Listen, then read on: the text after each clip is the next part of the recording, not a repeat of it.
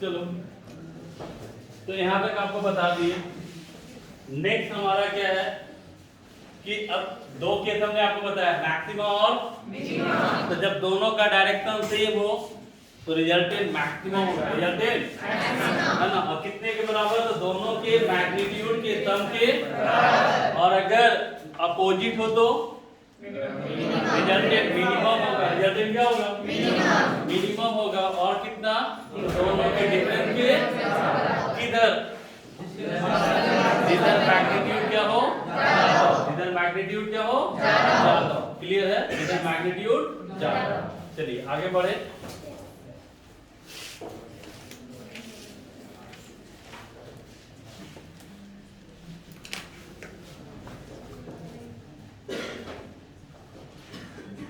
Next अब आते हैं स्पेशल केस। ये आपको क्या बेनिफिट देगा? न्यूमेरिकल को एकदम आसान कर देगा, न्यूमेरिकल को एकदम आसान कर देगा। ठीक है, तो न्यूमेरिकल को आसान करेगा। देखो कैसे, जैसे कह देगा कि दो वेक्टर है और दोनों एक दूसरे का परपेंडिकुलर, यानी if vector a equal to perpendicular to vector b, यानी दो वेक्टर है, दोनों एक दूसरे का परपेंडिकुलर है, दोनों एक दूसरे का परपेंडिकुलर है। क्लियर? तो यहाँ रिजल्टेंट तो बताओ, यहाँ थीटा कितना होगा बताइए? 90 डिग्री। थीटा कितना? तो रिजल्टेंट कितना होगा? तो under root a square plus b square plus 2ab cos theta. cos theta, theta कितना? cos 90 का वैल्यू 0। cos 90 का वैल्यू 0 इंटू समथिंग, यानी कितना? ए स्क्वायर प्लस क्या? किसी को आपत्ति नहीं ना? तो यहाँ से सीखने को क्या मिला कि जब दो वेक्टर एक दूसरे का परपेंडिकुलर हो तो रिजल्टेंट डायरेक्ट कितना होगा? Under root a square plus b square, है ना। बहुत काम देगा ये, बहुत बार यूज होगा फिजिक्स में। जैसे आप मान लो कि दो यहाँ पे है 4 न्यूटन का और ये 3 न्यूटन का, दोनों एक दूसरे का क्या है? परपेंडिकुलर। तो रिजल्टेंट निकालना है डायरेक्टली एकदम within second. Root under 3 का स्क्वायर प्लस, क्लियर? डायरेक्ट याद रखना है कि जब दो वेक्टर एक दूसरे का क्या हो? परपेंडिकुलर हो तो रिजल्टेंट कितना? Under root a square plus b square, है ना। केस 2, ये केस 1 हो गया। केस 2 इससे भी ज्यादा बेनिफिट यहां देगा, समय बचाएगा। कहता है if vector a perpendicular to vector b and mod of a is equal to mod of b, यानी दोनों का मैग्नीट्यूड क्या हो? सेम हो, दोनों का मैग्नीट्यूड सेम हो। तो if vector a perpendicular to vector b and mod of a is equal to mod of b, clear? Mod of b. तो यहां देखो दो वेक्टर है, दोनों एक दूसरे का परपेंडिकुलर भी है, दोनों एक दूसरे का परपेंडिकुलर भी है, लेकिन दोनों का मैग्नीट्यूड क्या है? सेम है।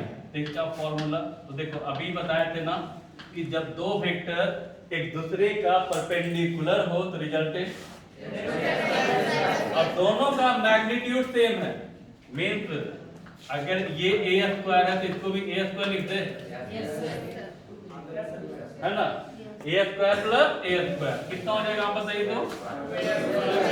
2a स्क्वायर, यानी r इक्वल टू कितना?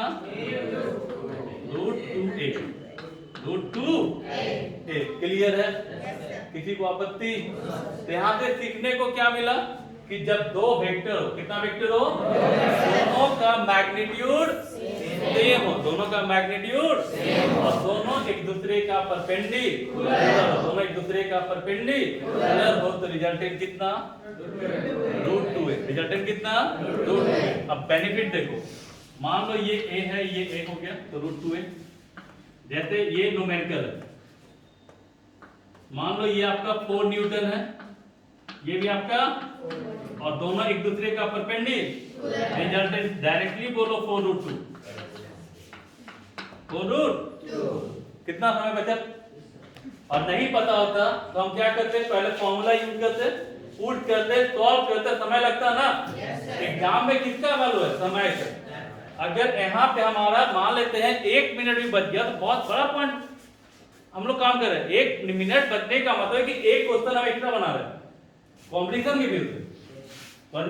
तो यहाँ देखिए क्या हो रहा है कि जब दो वेक्टर एक दूसरे का परपेंडिकुलर हो और दोनों का मैग्नीट्यूड सेम हो तो रिजल्टेंट कितना है ना, तो √2 है, √2 है। अगर मान लो अगर इधर कर दे तो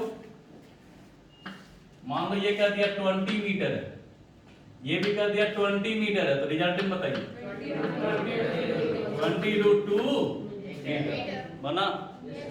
किसी को आपत्ति नहीं ना? तो ये ध्यान रखिएगा कि जब कितना वेक्टर हो, दोनों का मैग्नीट्यूड है ना, और वो एक दूसरे का परपेंडिकुलर, तो रिजल्टेंट कितना होता है, √2 है, √2। जल्दी से नोट कीजिए बाबू।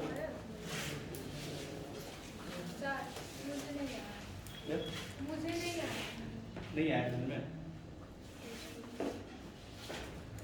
ये आया? ठीक है। यहाँ देखो ये केस में दिक्कत नहीं है। ये केस कब यूज करोगे आप, जब दो वेक्टर एक दूसरे का क्या हो, परपेंडिकुलर। जब दो वेक्टर एक दूसरे का परपेंडिकुलर हो, डायरेक्टली फॉर्मूला √a² + हमने केस 2 में क्या बताया कि परपेंडिकुलर हो और उसका मैग्नीट्यूड यानी दोनों का वैल्यू सेम हो। मैग्नीट्यूड मतलब दोनों का वैल्यू सेम हो।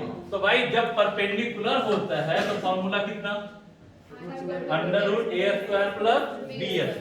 लेकिन यहाँ a और b का मैग्नीट्यूड क्या है, सेम है, तो a² + b²। तो b को अगर a लिख दे तो कोई दिक्कत, क्योंकि यहाँ दोनों का वैल्यू सेम है। तो a² + a², तो कितना 2a² और 2a², तो यहाँ 2 का रूट हो गया, a² का 1 √2।